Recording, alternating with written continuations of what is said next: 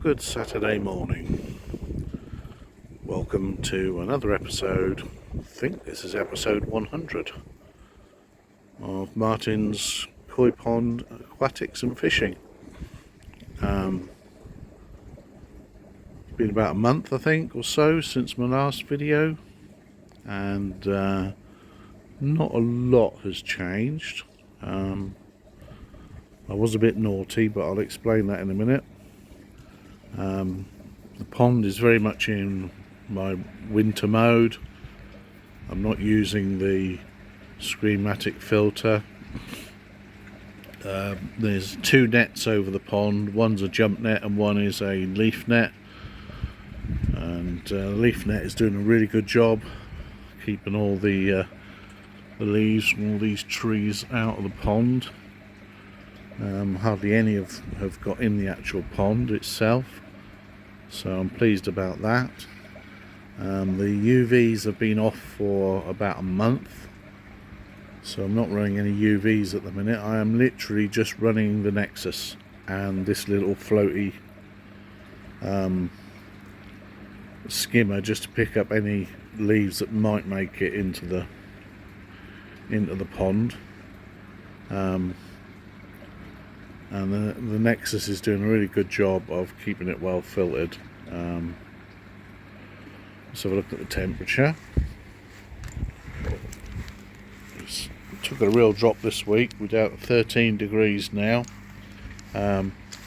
Obviously up until November we were enjoying a really mild October with temperatures, sorry about my finger, temperatures in the sort of region of 17-18 degrees day after day, but it's really hit with a vengeance in November. The temperatures have dropped down. The daytime temperatures are, what was it, 12 yesterday, I think it was 11 the day before. I'm not sure what it is today, but obviously that has caused the pond to plummet. It was at 17 the week before last. It's now down to 13, but the fish are still feeding, and they're getting a couple of feeds a day. I'm hand feeding them now, and they're getting the Kingsland Koi Elite, which is a wheat germ based pellet. The grass carp have stopped feeding altogether. Well, I've not seen them feed for a while. They're just mooching about. But the koi, they're still enjoying the food, as you can see. Although they're not taking it ravenously like they do in the summer. But yeah, that's about how much they get twice a day. And they're all doing really well. I've got no issues that I know of. There's no flashing, there's no jumping, no fish have got any sores. I'm keeping a close eye on them.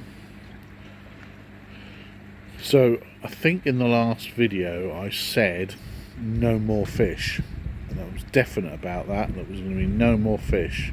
Well, then of course my koi dealers, Kingsland Koi and Aquatics, had a autumn harvest event where they went and got some bargain fish from Koi Wholesale and brought them back and had them on a weekend's offer. They were doing cakes and tea and all sorts and raffles, and I went for a look and I ended up buying 3 little fish. So little grow on projects really. I bought a Karashigoi, which is just there. I bought a, sorry about the dog, I bought a Chagoi, which is there, and I bought another Chagoi, which is a Chagoi cross Aragroki, which is that lovely rusty coloured fish there. So, having said I was going to buy no more fish, I bought some more fish. So, I don't know what the dog's barking at, but anyway, That's the update on the pond. I'm going to do a piece on my fancy goldfish tank for you. Catch you in the next clip. Well, welcome back, and as promised, this is an overview of my big tank in the lounge, which now contains the fancy goldfish.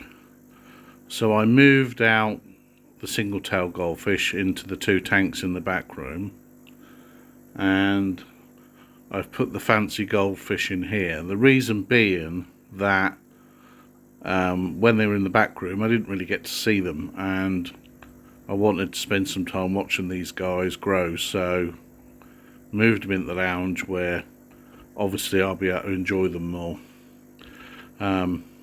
Just a reminder, the tank is 6 foot long, 2.5 feet tall, and 20 inches front to back, and it holds approximately 600 litres of water. But that's not the full story, because underneath is the filtration in a sump, and that holds a further 150 or so litres. So it gives me somewhere between 750 and 800 litres total. I haven't actually calculated it exact. Well, I have once and it came out to 753, but I wasn't entirely sure that was right. But certainly there's loads of water in this system, and as you can see, the tank's looking sparkling clean because it had its water change yesterday evening. I do the water change on this tank every Friday, and it's Saturday morning now, and I change about 80% of the water in the top tank. So somewhere in the region of 450 litres, something like that, 450 to 500 litres of water gets changed. I drop it right down to, so there's, you know, just enough water for the fish to swim around in. The reason for that is twofold. Goldfish are messy fish, they produce a lot of waste, and that waste ends up as nitrate, so I want to get as much of that nitrate out as possible. And secondly, goldfish release a growth inhibiting hormone that builds up in the water and actually stunts their own growth. So by doing big water changes, you remove as much of that hormone as you can to get better growth out of your fish. So if you want goldfish to grow big, I'm no expert, but I have got some very big single tail goldfish. You've got to do a lot of big water changes. Currently water changing the 5-foot tank in the back room, and that's going to get a 80% water change for the single tails. So what have we got filtration wise? Well, the water comes down into the sump via an overflow. You can see the grills there, and there's a ball valve that you use to set the rate at which the water comes down, because you have a return pump in this end section and you have to get it all balanced. So you need exactly the same amount of water coming down from the top tank as you're pumping out from that side.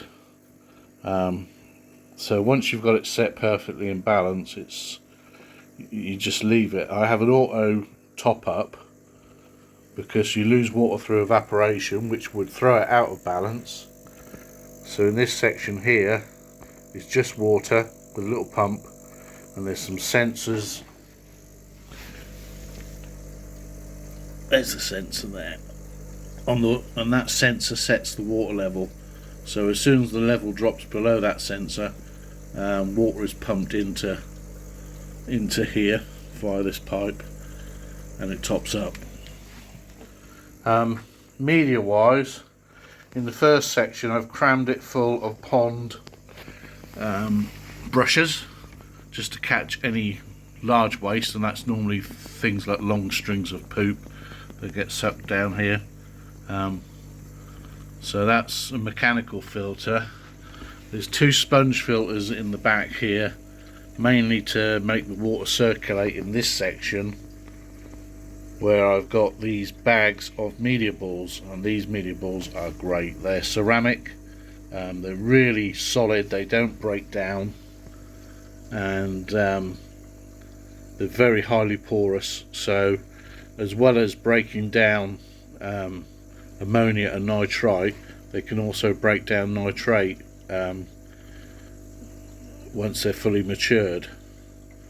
So you get those from All Pond Solutions. One bag, I can't remember how much one bag is, but they come in a box with one of these bags in, containing all the media. So the media is all bagged up, which is great because it makes it easy to move around. The trouble with a lot of loose media is it just goes everywhere and it doesn't go where you want it half the time. So very good media.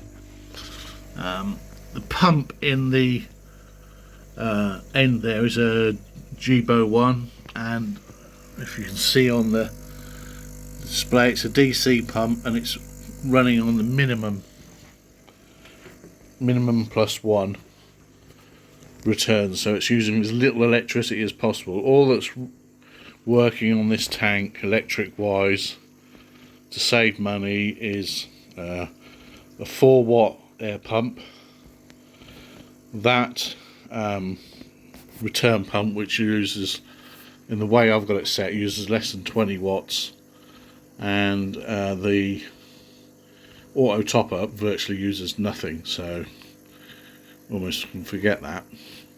So what have we got in here fish wise? Well, we've got a mixture. I'm not one of these guys that like a particular type of fancy goldfish, so you've got ranchos, which don't have a dorsal fin and they have a bobbly head, which is known as wen. We've got our rounders here, like this red cap, who's got a bobbly red cap. This one's called a pearl scale because you get a pearlescence off its sides. And this one's just a basic calico fantail. There's a long fin Ryukin, so that's going to be a real deep bodied fish. And Panda Aranda, so again he'll get a bobbly head and hopefully stay black and white. They can lose the black if you're unlucky. I've got 4 little baby telescope-eyed Moors. I really like these. These were relatively cheap, and I really like the colour on them. They've got loads of colour. Can't really see on that one. And they're going to be cracking little fish. I do like the Moors, and I have got a black Moor, which is here. And he was about the size of those little ones when I got him. So he's growing nicely. I think that's about all the fish really. There's another standard, fairly standard fantail. There's nothing particularly special about that fish, I just like the coloration on it. And these fish need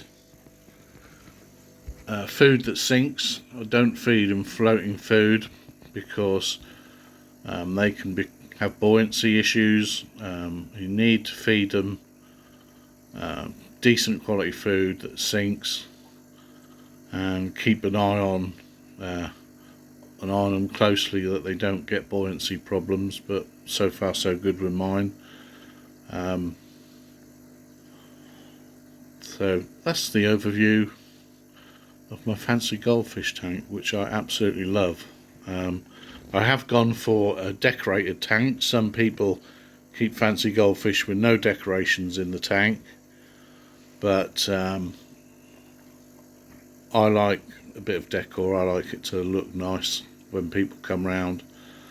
And also there's another couple of sponge filters, for one there and one in that back corner, for added mechanical and biological filtration.